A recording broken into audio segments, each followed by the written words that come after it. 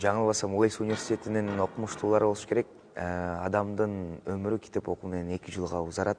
Себеби ошол баягы мээ клеткаларынын кыймыл аракетке келүүсү дагы да болсо күчтөнөт.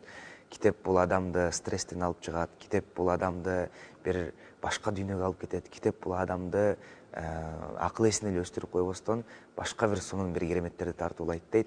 Сиздин чоң китепканаңыздагы башка нерсени сурасаңыз сурагыла, бирок китептеримди бир эмемдеп тамашалаганыңызды дагы эсибизде.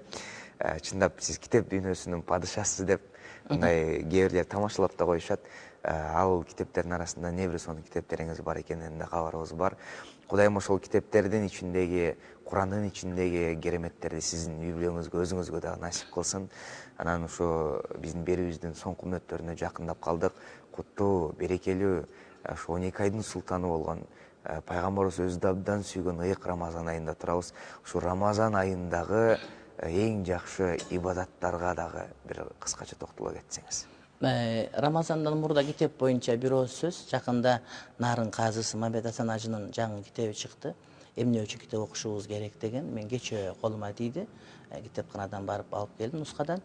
Анан окуп чыктым түнү менен. Түнү менен дегенде мындай бир отур окуй турган китеп, мындай бир 20 мүнөт окуп койсо болот. Бирок деген көп тонналаган китептердин маңызын берген да, адам ошону окугандан кийин чындап эле китеп окушум керек, турбайбы деген ойго кирет. Ошондуктан мен жалпы угармандарга ошол эмне үчүн китеп окушубуз керек деген китепти мен окуганды сунуш кылат элем. Бул көп деле убакыт албайт, балким чай ичип бүткөнгө чейин деле окуп коюшуңуз мүмкүн, бирок өмүр бою эсиңизде кала турган жакшы бир саламалык. Экинчиден, китеп чыгаруунун маданияты кадимкидей жакшы жакка жылгандыгынан кабар берип турат. Куду Америкада, Европада чыккан китептер бар да, тортой кылып жегиң келе бере турганчы.